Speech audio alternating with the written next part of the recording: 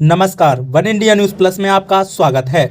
जयपुर के नूरानी मदरसे और भट्टा बस्ती मदरसे में फ्रीडम फाइटर शहीद अशफाक उल्लाह खान और भारत के पूर्व कृषि मंत्री समाज सुधारक रफ़ीक अहमद किदवई को याद करके उनके जीवन पर रोशनी डाली गई।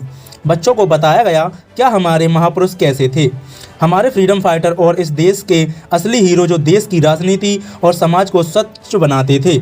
हमें अपने महापुरुषों से सीख लेने की ज़रूरत है जो हमारे लिए मिसाल बने। इस मौके पर मदरसे में बच्चों को चॉकलेट बांटी गई और बच्चों को शिक्षा हासिल करने, नशे से दूर रहने, आतंकवाद से दूर रहने और आपस में मोहब्बत भाईचारा से रहने का पैगाम दिया गया। कार्यक्रम के संयोजक राष्ट्रीय मुस्लिम महासभा के संयोजक सैयद साहिब आलम ने बताया कार्यक्रम बहुत अच्छा है। इस तरह के कार्यक्रम हम करते रहते हैं। कार्यक्रम के अध्यक्षता इमाम अब्दुल हकीम साहब और कारी मुश्ताक रहीबी साहब ने की। प्यारे मदरसों के बच्चों और यहाँ के जो इंतजामिया कमेटी के जिम्मेदार हैं और जो हमारे इमाम साहब और मुफ्ती साहब हैं जो आपको दर्स देते हैं कुरान का, बहुत बहुत आप लोगों को मुबारकबाद। और मैं आपको बताता चलूँ कि रफ़ीक अहमद किदवई साहब भारतीय राजनीति के एक ऐसे नक्षत्र यानी कि एक ऐसे सितारे थे जिनका जन्म यानी कि पैदाइश बाराबंकी जिले के मसोली ग्राम में हुई थी। एक जमींदार के यहाँ आप सरकारी अधिकारी के परिवार में आपका जन्म हुआ था। अपने राष्ट्रीय विचारों के कारण आपके चाचा के संरक्षण में आप थे, यानी कि उनकी निगहबानी, उनकी सरपरस्ती में आप थे।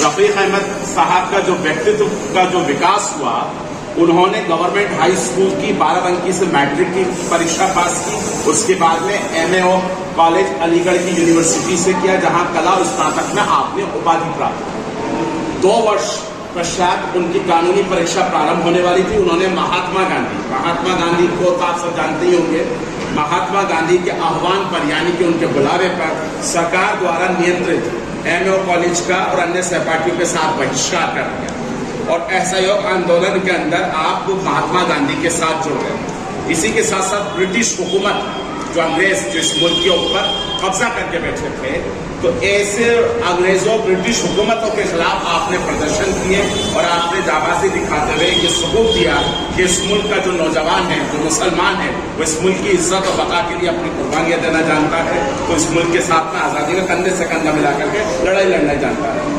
आपको 10 महीने की कठोर कारावास यानी कि जेल हुई, आपको दंड दिया गया।